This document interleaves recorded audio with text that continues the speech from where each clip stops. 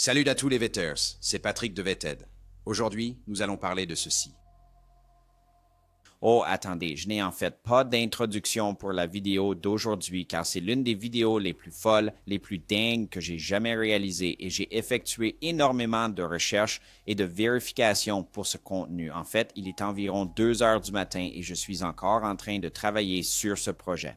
Sachez que tout ce que vous allez voir aujourd'hui, c'est moi qui l'ai fait aujourd'hui. Je l'ai monté, j'ai fait des recherches. C'est une vidéo complètement folle, comme vous êtes sur le point de le découvrir. Alors, laissez-moi vous raconter toute l'histoire. Bon, les Vetters, s'il vous plaît, appuyez sur ce bouton « J'aime ». Je le mérite vraiment pour celle-ci. Et si vous n'êtes pas encore abonné, cliquez sur le bouton « S'abonner ». Alors, aujourd'hui, je suis de sortie, ma femme se fait coiffer et moi, je me promène dans cette magnifique vieille ville espagnole en filmant des trucs. Un endroit magnifique, absolument splendide. Et puis, alors que j'étais assis en train de prendre un café, je consulte Twitter et je tombe sur ceci qui est apparemment un message de chat signal qui a fuité de Pippa Malmgren. On y reviendra dans un instant pour savoir qui elle est, mais laissez-moi d'abord vous lire ce message qui a fuité. L'IA est un extraterrestre. Alors, cet alien pirate, maintenant tous les systèmes classifiés, retrace tous les flux financiers des programmes secrets, cartographie absolument tout ce que les systèmes compartimentés et les protocoles de confidentialité étaient censés dissimuler. La Maison-Blanche contrôle maintenant la version la plus récente de Pegasus, ce qui signifie que l'IA peut accéder même aux données financières du secteur privé également. Cependant, comme toujours avec Pegasus, Elon, les nouveaux dirigeants de la communauté du renseignement et la Maison-Blanche ne l'annonceront pas. L'IA est en train de faire tomber tout le camouflage. Ensuite, des décisions pourront être prises quant à savoir qui tenir responsable. C'est ce que je pense que Lou veut dire par ordonnance en approche. Des extraterrestres sont révélés par un phénomène extraterrestre. C'est tellement fascinant. Alors, je me suis dit, mais qu'est-ce que c'est que ça, bon sang? Parce que beaucoup de gens en parlent. Mais il y a quelque chose d'assez intéressant dans ce message. Maintenant, je ne vais pas me concentrer sur l'ordonnance de Lou en approche. Franchement, je me fiche de tout ça, car en creusant plus profondément là-dedans, ce que j'ai découvert est assez fou en quelque sorte. Vous verrez. J'aimerais commencer par quelque chose que vous avez effectivement tweeté hier, et c'était à propos de ces tirs entrants avec des roquettes ou des missiles qui étaient lancés. Je me demandais si vous pouviez nous éclairer sur ce dont il s'agissait. Vous savez, pour le problème plus important ici, beaucoup de gens, je sais qu'ils sont frustrés parce qu'ils me voient dans un podcast et ils diront « Lou ne nous dit rien de nouveau ». Eh bien, écoutez, je déteste le dire. Mais ce n'est pas mon travail de vous dire quoi que ce soit de nouveau. Tout ce que je fais, c'est simplement tenir le public informé dans la mesure du possible de ce que je fais en coulisses pour aider à promouvoir la divulgation et une plus grande transparence.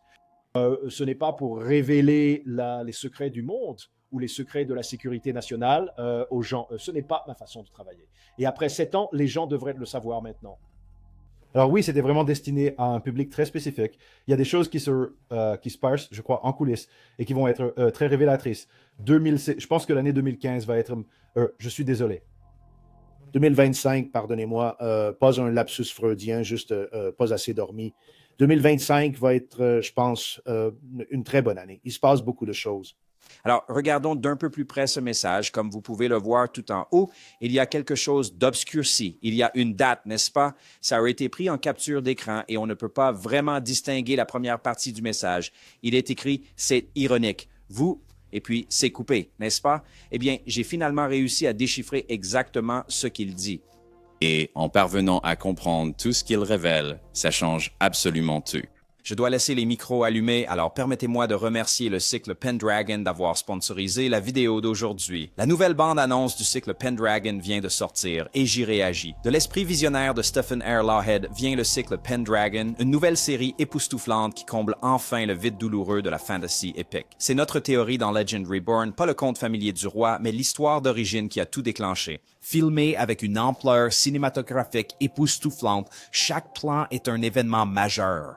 Des paysages grandioses, des batailles colossales qui grondent à travers l'écran, des décors et costumes si authentiques qu'on peut presque sentir la brume et le fer, et une magie qui crépite d'une puissance brute et tangible. C'est de la high fantasy dans ce qu'elle a de plus immersif, un monde vaste où l'on sent qu'il a vécu, imprégné d'histoires, de prophéties et de lignées anciennes. L'attention aux détails est époustouflante. L'atmosphère est si dense qu'on pourrait la toucher. Le cycle du Pendragon n'est pas qu'une série, c'est le fondement de toute la saga arthurienne racontée à une échelle que nous n'avons pas vue depuis longtemps. Si vous mouriez d'envie d'une nouvelle épopée fantastique qui a l'allure, le ressenti et l'impact d'un chef-d'œuvre cinématographique, la voici. Le roi arrive. Le cycle commence maintenant. Pendragon Cycle Rise of the Merlin sera diffusé en exclusivité sur Daily Wire Plus le 22 janvier 2026. Veuillez cliquer sur le lien dans la description pour regarder la bande-annonce complète dès maintenant. Alors, comme il est question d'IA, j'ai décidé de demander à l'IA ce qu'elle en dit. Le texte partiellement coupé, juste derrière la date du 9 février, un dimanche, indique, c'est ironique. You...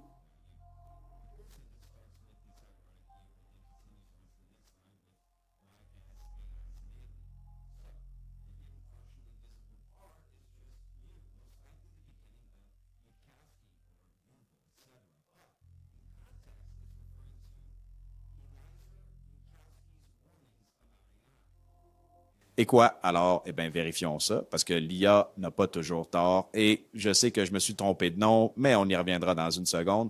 Alors, la première chose que j'ai faite, c'est de chercher quelle est la police pour les discussions signal, et, eh bien, ça m'a donné Roboto. Et je suis allé dans, vous savez, mes logiciels d'édition, et j'ai en gros mis ça en page, n'est-ce pas? Yudkowsky dit, et regardez ça, ça correspond parfaitement, n'est-ce pas? Et surtout quand on considère le contexte de l'ensemble du message, c'est exactement ce qui est dit, n'est-ce pas? Alors, et regarde, je peux vérifier. Regarde, ça va et vient. Tu peux voir que ça colle parfaitement, à mon avis. Alors, je pense que c'est exactement ce qu'elle dit. Et en disant cela, n'est-ce pas, ça change complètement le sens de ce message parce que tout le monde est en train de dire « Oh, Pippa Malmgren affirme que l'IA est une technologie extraterrestre en fait. C'est une technologie venue d'ailleurs. » Non, ce n'est pas du tout ce qu'elle dit, n'est-ce pas? Alors, commençons par en apprendre un petit peu plus sur la personne de Pippa Malmgren et ensuite nous aborderons le sujet de ce monsieur Yudkowsky et qui il est exactement. Donc, voici la personne dont nous parlons, Pippa Malmgren. Nous sommes tous en quête de quelque chose qui est vraiment, vraiment d'une valeur inestimable pour l'humanité, c'est l'abondance. Maintenant, quelles sont les sources de l'abondance? De quoi s'agit-il dans cette nouvelle course à l'espace? Il s'agit de la quête d'énergie illimitée, de ressources illimitées, de connectivité Internet illimitée, de capacité de calcul illimitée et de nouvelles physiques. Ce sont déjà en soi des récompenses inestimables, mais ensemble, c'est un nouveau chapitre de l'histoire de l'humanité. Et elle est également la fille de Harold Malmgren. Si vous vous souvenez bien, Jesse Michaels a fait un documentaire très détaillé, une sorte d'interview avec lui juste avant qu'il ne nous quitte, et ils ont ensuite mis en ligne une vidéo à ce sujet, n'est-ce pas? Eh bien, dans la description de la vidéo YouTube, voici ce qu'ils disent à propos de Pippa. Nous sommes extrêmement reconnaissants à l'incroyable fille de Harold, Pippa Malmgren, d'avoir co-animé cette discussion. Elle était assistante spéciale du président Bush et membre du Conseil économique national. Maintenant, j'ai un extrait de l'interview de Jesse que je tiens absolument à vous montrer parce que tout ceci est une toile d'araignée que je vais démêler pour vous ici. Mais avant d'arriver à cet extrait, je veux vous montrer qui est ce monsieur Yudkowsky et vous savez comment prononcer son nom exactement. Le problème est que nous n'avons pas 50 ans pour essayer et réessayer et observer que nous nous sommes trompés et trouver une théorie différente et réaliser que tout cela va être genre bien plus difficile que nous ne l'avions imaginé au début. Parce que la première fois que vous échouez à aligner quelque chose de bien plus intelligent que vous, vous mourrez. Voici un entretien avec Eliezer Yudkowsky, chercheur, écrivain et philosophe légendaire sur le sujet de l'intelligence artificielle, en particulier l'AGI superintelligente, et la menace qu'elle représente pour la civilisation humaine.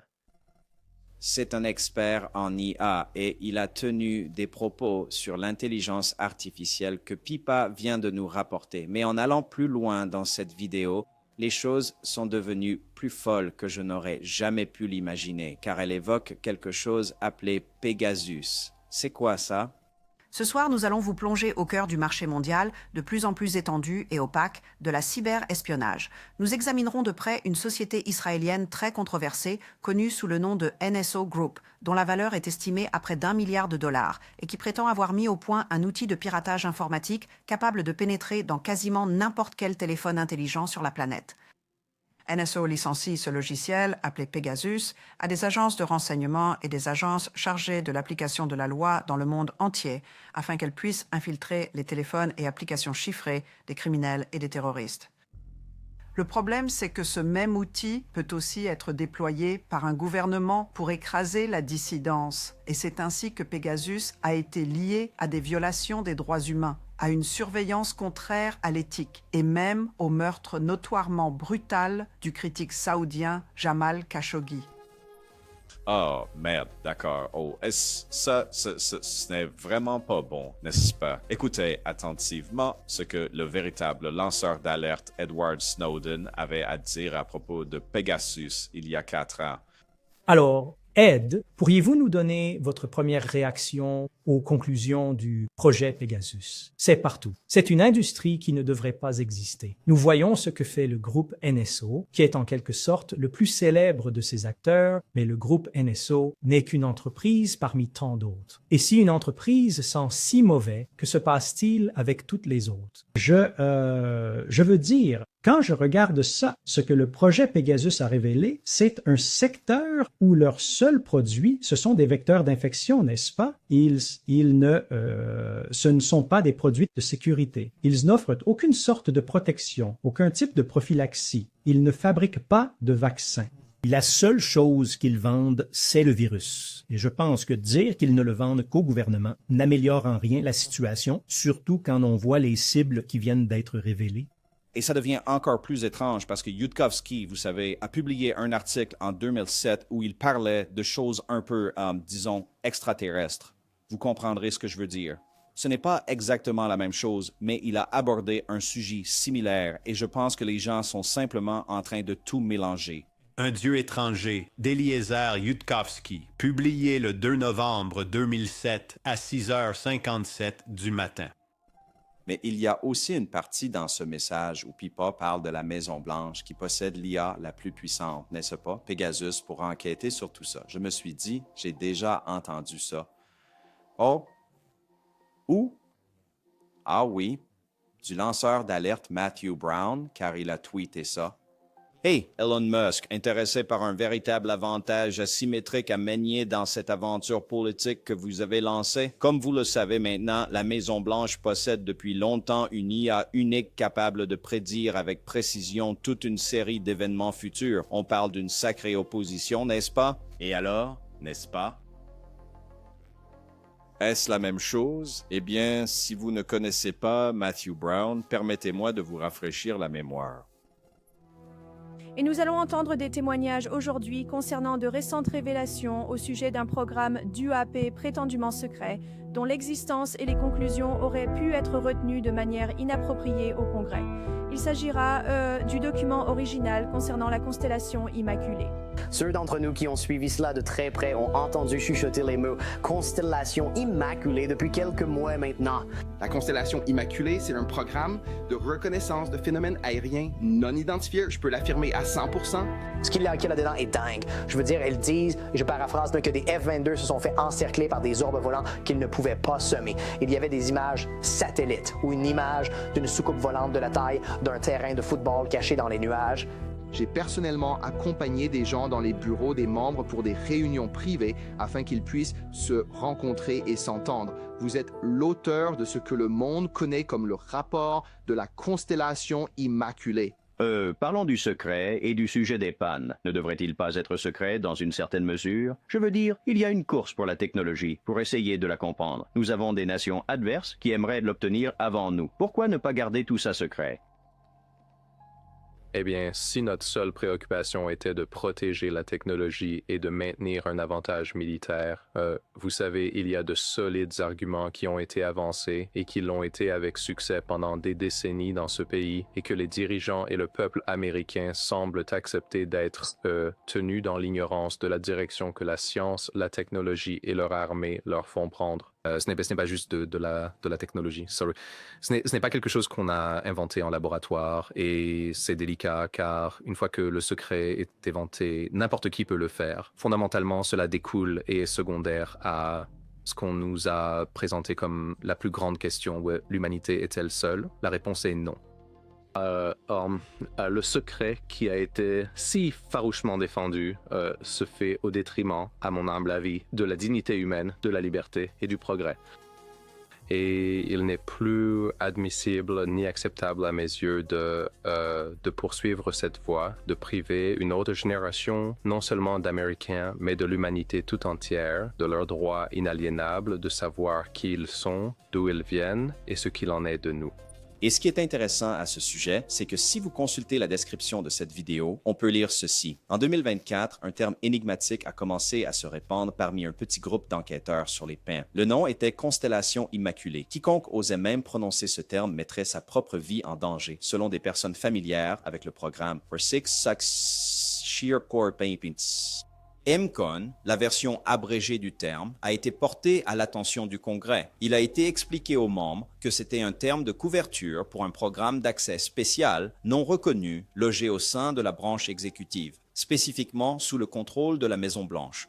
IMCON était censé être un programme hautement secret qui s'appuyait sur l'intelligence artificielle pour fouiller secrètement les serveurs classifiés utilisés par l'armée américaine et ses agences de renseignement afin de rechercher et de récupérer des images de rencontres d'OVNI. D'accord, c'est intéressant. C'est dans la description, mais vous savez, quand on cherche l'épisode, ils n'en parlent pas, mais ils l'ont mis dans la description. Et j'ai vérifié, on ne trouve rien à ce sujet. Et non seulement ça, je n'ai pas pu trouver les 3 épisodes. C'est une interview en 3 parties sur Weaponized avec Matthew Brown. Il n'y a aucune mention du tout. Il ne le dit jamais à voix haute.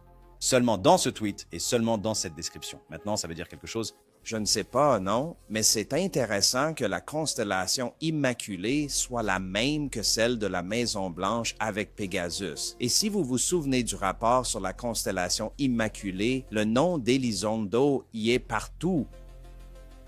Attention, une ordonnance est en approche. Et puis, il y a seulement quelques jours, la Maison-Blanche a annoncé un tout nouveau programme d'intelligence artificielle qui s'appelle Genesis. Il faut que tu vois ça.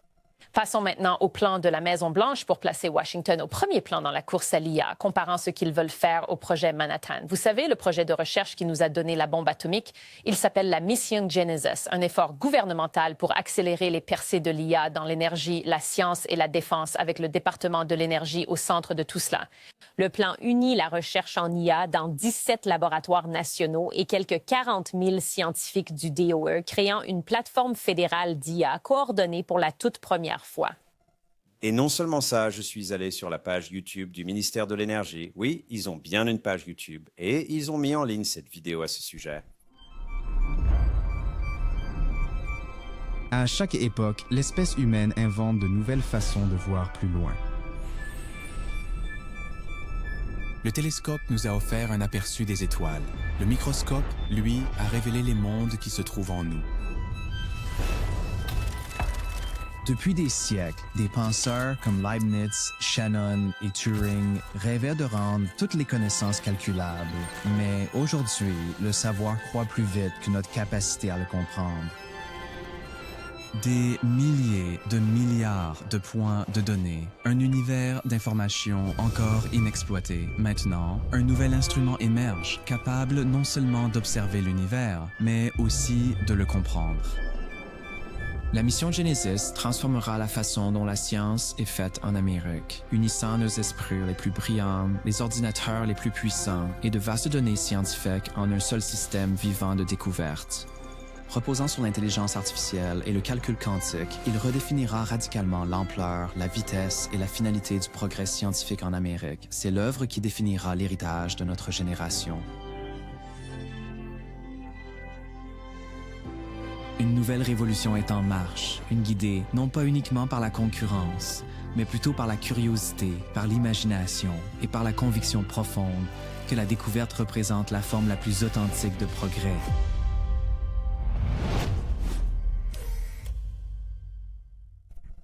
Et je suis toujours confus quant à ce que diable cette vidéo racontait, non? Franchement. Alors, retournons à ce journal télévisé et laissons-les nous expliquer un peu plus ce qu'est ce programme Genesis. Pour nous aider à décrypter tout ça et à comprendre ce qui se passe, nous recevons le journaliste de NBC News, spécialiste de l'IA, Jared Perlow. Jared, merci beaucoup de nous rejoindre. En gros, quand on entend la comparaison avec le projet Manhattan, beaucoup de gens pensent, d'accord, sommes-nous dans ce genre de scénario où ils ont l'impression que c'est une sorte d'effort de guerre futur ou une nouvelle frontière? Que pensez-vous du fait qu'il ait un nom et des références au projet Manhattan? Oui, donc je pense que c'est un changement énorme dans l'approche américaine de l'IA, ou plutôt, je pense que c'est une réinvention du soutien fédéral au projet d'IA. Ainsi, nous avons vu tout au long de l'administration Biden, plutôt sous l'administration Trump, des efforts fédéraux pour soutenir l'IA. Mais c'est la première véritable impulsion concertée, mettant tout le poids du gouvernement fédéral derrière le développement, la recherche et l'application de l'IA. Alors, comme un collègue m'a dit, tu sais, oui, si c'était vraiment le projet Manhattan, on n'en parlerait probablement pas parce que c'est premièrement que c'est resté ce secret pendant un bon moment. Mais je pense que, tu sais, je ne sais pas si c'est similaire au programme Apollo, c'était pour, tu sais, atteindre la Lune. Peut-être qu'il y a quelque chose comme le Cancer Moonshot du président Biden, mais je pense que c'est une déclaration vraiment substantielle, vous savez, de l'administration Trump, que nous allons nous concentrer sur l'utilisation de l'IA pour la recherche de découvertes scientifiques et changer fondamentalement la façon dont la recherche scientifique est menée en Amérique. Et tout d'abord, il me semble que j'ai déjà vu cet homme. Qu'est-ce que tu ferais si tu avais $1 million? Moi, je vais te dire ce que je ferais, mon gars. 2 nanas en même temps, mon pote. Je le savais. Bon, alors écoute bien, tu te rappelles ce que je t'avais raconté à propos de cette séquence de Jesse Michaels tirée de l'interview de Harold Malgram. Eh bien, regarde un peu ça. Eh bien, de manière révélatrice, Harold a dit à Pipa sur son lit de mort et hors antenne que la CIA et la Commission de l'énergie atomique ont eu l'idée même d'abattre des ovnis avec de l'énergie dirigée d'un être extraterrestre qui a survécu au crash de Roswell en 1947. Cet être était, semble-t-il, le seul survivant de ce terrible accident. Harold a même raconté à Pipa que, bien plus tard dans sa carrière, il avait eu l'occasion de voir la vidéo de cette créature en train d'être interrogée. Et il existe un lien direct entre les essais Bluegill Triple Prime et Star Wars, ou l'initiative de défense stratégique qui a eu lieu plus tard dans les années 80. Vous voyez, les essais Bluegill Triple Prime ont inspiré les conceptions Excalibur à rayon X d'Edward Teller, qui ont constitué la base de l'initiative de défense stratégique de Reagan, populairement connue sous le nom de Star Wars. Star Wars impliquait un réseau massif d'armes à énergie dirigées pour la défense antimissile. Il s'agissait également de la surveillance par satellite, une constellation immaculée, si l'on peut dire, pour l'interception et la traque des ovnis. Ceci, bien entendu, soulève la question, Star Wars a-t-il toujours eu un double usage et était-il conçu pour abattre et mettre en quarantaine les pannes? Et si ces concepts même provenaient du seul survivant du crash de Roswell, cela soulève alors une question des plus importantes. Sommes-nous impliqués dans une sorte de guerre par procuration extraterrestre des plus bizarres? Au final, on ne peut que spéculer. Pourquoi cette mention de la constellation immaculée, n'est-ce pas? Qu'est-ce qui est en train de se rejoindre ici? Ben, qu'est-ce qui se passe, bon sang, tout le monde? Je ne sais pas, mais c'est un véritable gouffre si vous voulez vous y impliquer. La Maison-Blanche a-t-elle un programme d'IA qui peut prédire l'avenir? Je veux dire, ils viennent d'annoncer ce truc Genesis, non? En rassemblant tout ça, est-ce que ça a mijoté et est-ce que c'est ça qui était Immaculate Constellation tout ce temps? Hein? Je veux dire, encore une fois, je suis tellement confus. Et Pegasus, qu'en est-il de Pegasus? C'est impliqué, n'est-ce pas? Pipa dit que c'est Pegasus, non, qui est derrière tout ça. Et on a tous entendu ce qu'est Pegasus.